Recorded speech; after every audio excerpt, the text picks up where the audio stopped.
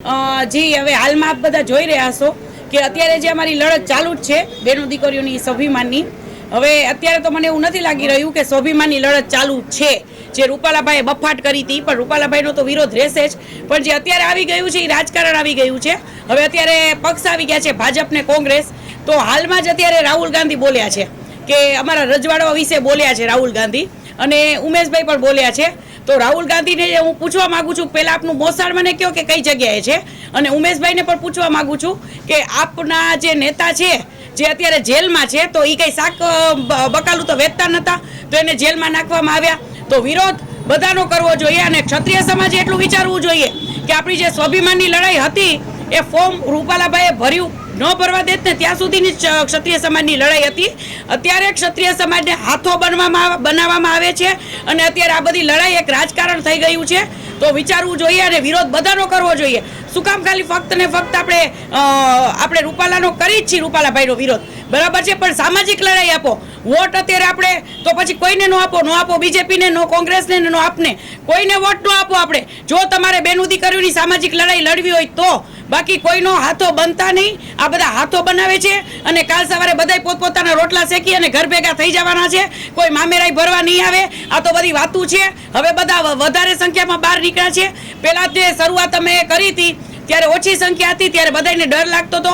અત્યારે રાજકારણ આવી ગયું છે. રાજકારણ કાંઈક તો સમાજ વિચારે કે રાજકારણ આવ્યું છે, અને સામાજિક લડાઈ બેનું દીકરીઓની અત્યારે કોઈ જાતની કંઈ દેખાઈ રહી નથી, અને સમાજને ગુમરાહ કર્યો છે.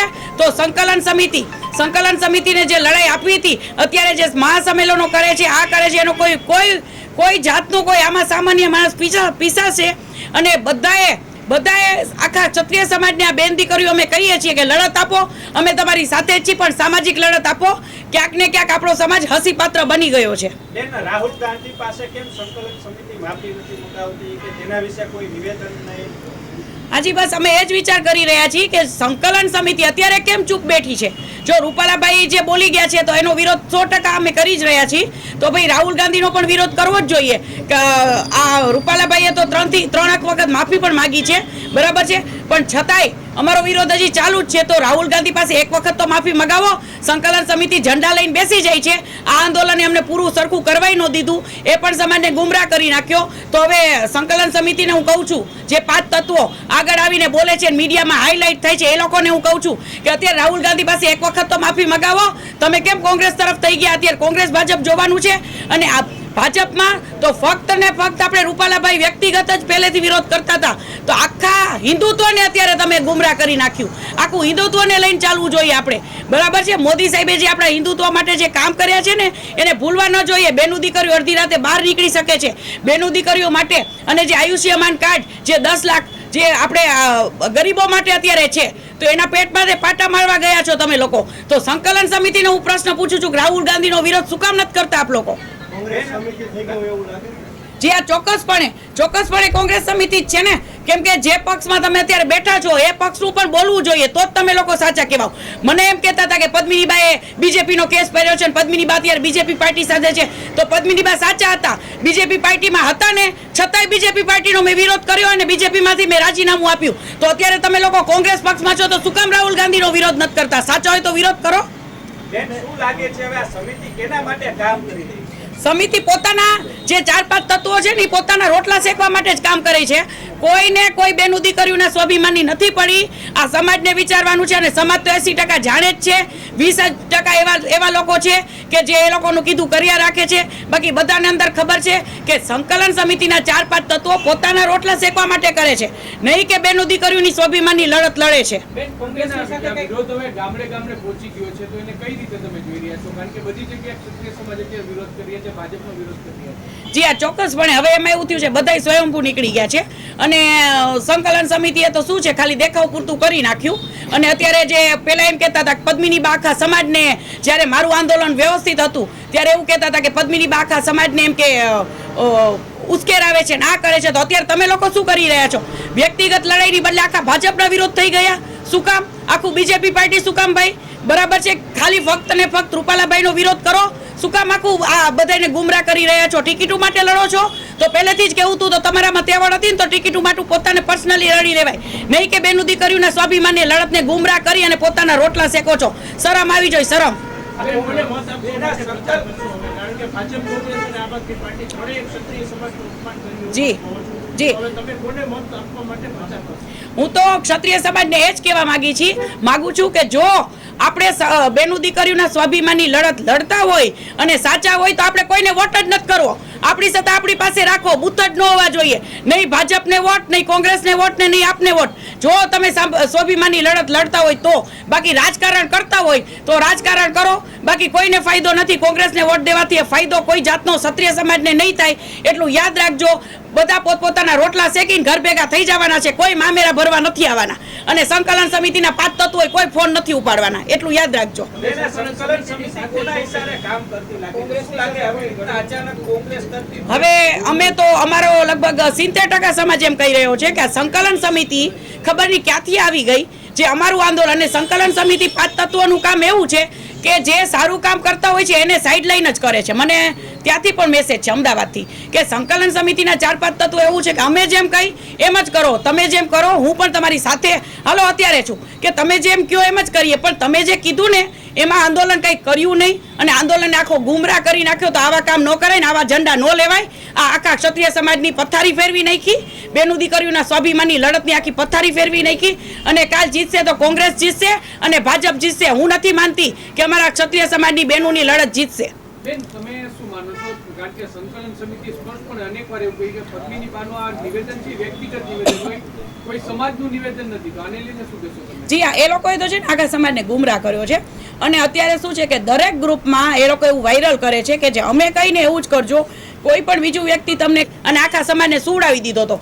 ત્યારે અહીંયા ખાલી 50,000 માણસો ભેગા થયા હોત અને રોડ ઉપર રામધૂન કરી હોત તો અમારે કોઈ સરકારી પ્રોપર્ટીને નુકસાન નહોતું પહોંચાડવાનું, પણ વિરોધ દર્શાવવાનો હતો. તો કેમ ત્યારે સુવડાવી દીધા? ત્યારે કેમ રોજ રાજકોટના એક ભાઈ પણ બહાર ન આવ્યા? હું પ્રશ્ન પૂછવા માંગુ છું.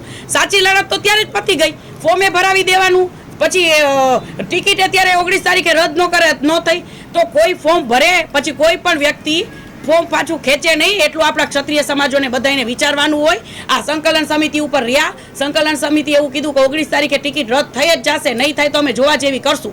હવે એ બધું રહેવા દો, આ બધું ખાલી ખોટો દેખાવ જ હતો આ લોકો. ઉમેશ મકવાણાએ જે રીતના રાજા રજવાડા વિશે નિવેદન આપ્યું છે તેનો વિરોધ નથી થઈ રહ્યો, કારણ કે ભાવનગરના સ્ટેટે પણ નિવેદન હા, તો ઉમેશભાઈ ખુદ ભાવનગરના જ છે. તો ઉમેશભાઈને એક હું યાદ દેવડાવું કે જે ભાવનગરના અમારા રાજા હતા એને ત્યાંથી વ્યસન મુક્તિનું આંદોલન ઓલું કર્યું હતું. તો ઉમેશભાઈને ખ્યાલ હોવો જોઈએ કે આપ શું બફાટ કરો છો, શું બફાટ કરી રહ્યા છો. અને એ જે છે કે છે કે અફીણ, તો અફીણ તો છે ને અમે લોકો એટલે રાખતા હતા કે જે અમારા શરીરના ઘા વાગતા હતા એના રૂઝાવા માટે રાખતા હતા. અને ઉમેશભાઈને હું કહેવા માંગુ છું કે આપના નેતા અત્યારે ક્યાં છે એ જરાક આપને પણ ધ્યાન રાખવું જોઈએ. તો એ કેના લીધે ત્યાં છે એ પણ વિચાર કરી લ્યો.